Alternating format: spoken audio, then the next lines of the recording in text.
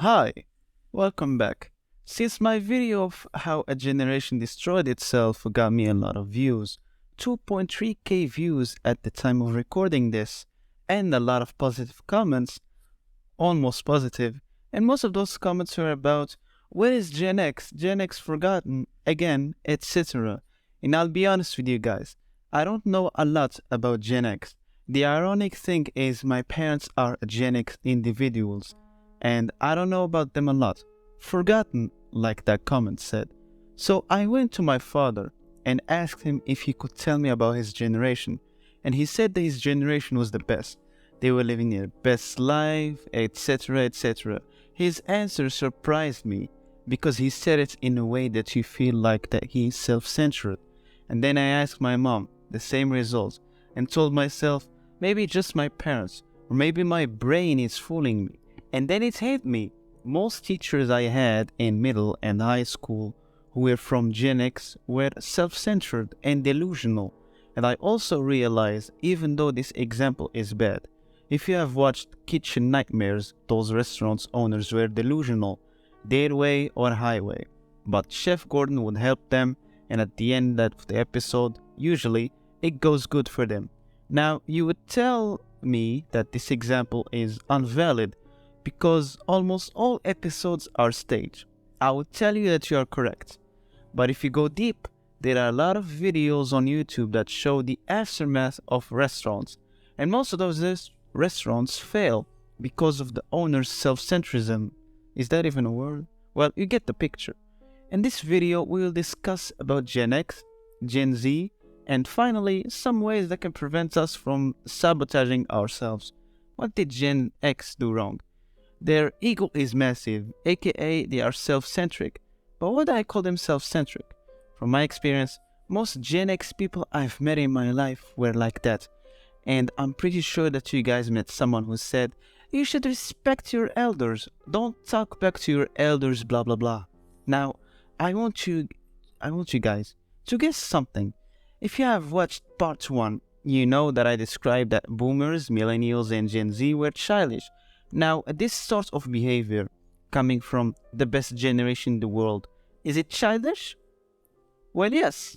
But how? Asking people for respect won't grant you respect.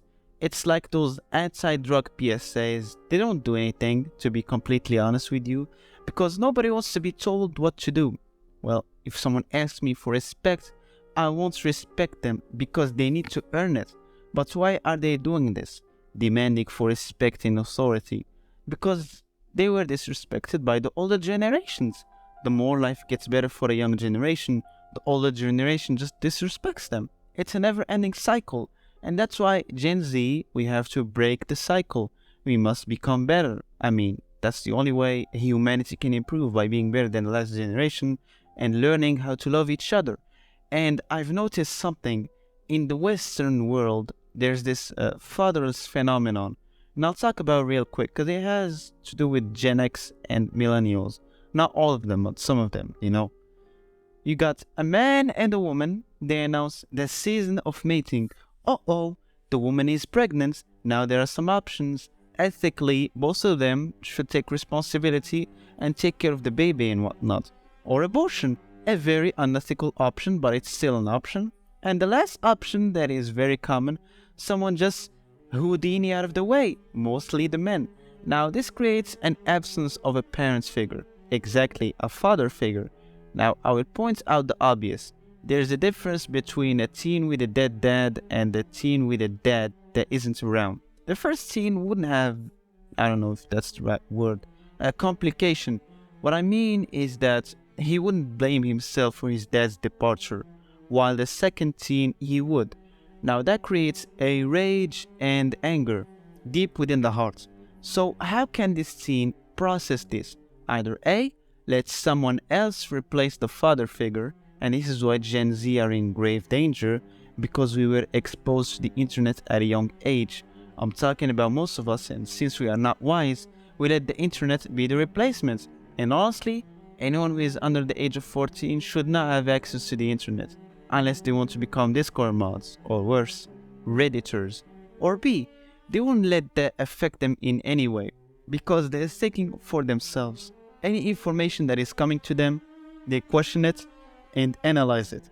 They would eventually come up with better values than their fathers, which makes them wise men and women.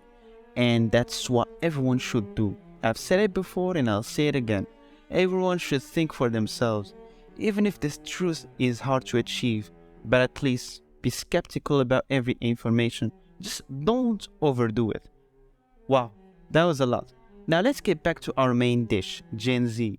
Now there are victims and brainwash. And we're gonna have to split them into two categories, to be honest with you.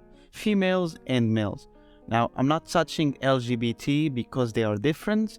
I don't know about them, and I feel if I talked about them, there will be an angry mob, so I'll leave them for another time. Anyways, what is something that everyone can relate to? Dating, which is exactly what I'll talk about now. Why women have high standards. Not all of them, of course, but most of them.